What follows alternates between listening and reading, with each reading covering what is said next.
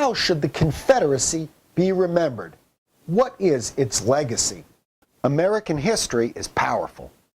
Some people claim Confederate monuments are monuments to injustice, while others believe they are important history, and removing them is political correctness gone haywire. For many Southerners, it's still another form of Yankee oppression, creating visceral reactions in all corners of America. New Orleans recently took down a statue of Robert E. Lee.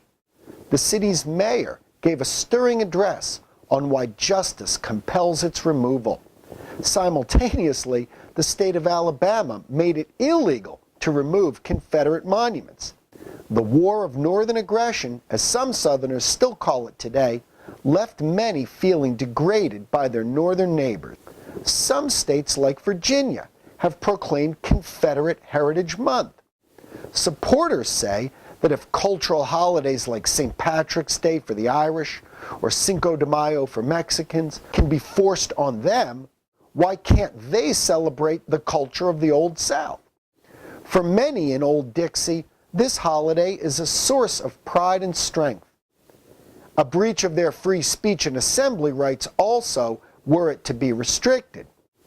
But for others, the Confederate monuments are symbols of racial injustice. The Confederacy fought for the protection and extension of slavery. Many black Americans today see white supremacy as the real purpose and message of the monuments. We can call it the Robert E. Lee problem.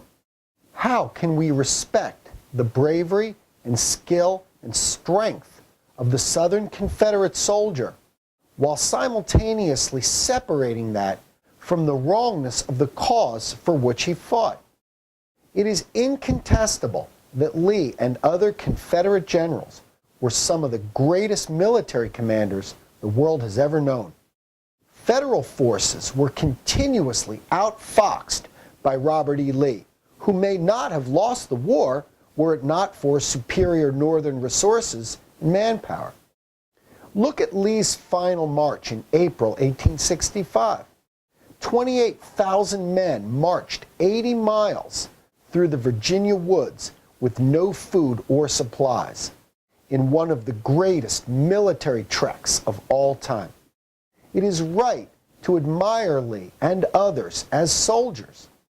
Lee himself, in a letter, mentioned slavery as a moral and political evil, but he also owned slaves that he inherited. His views were inconsistent and flawed, as were many in his time. In our time, students at Princeton University in New Jersey have protested the statue of President Woodrow Wilson there because he called segregation beneficial. We're treading some dangerous waters here. How far do we really want to go in rewriting history? But when the Confederate flag flies over a state house, is that not excluding the people who bear the scars of their ancestors' wounds?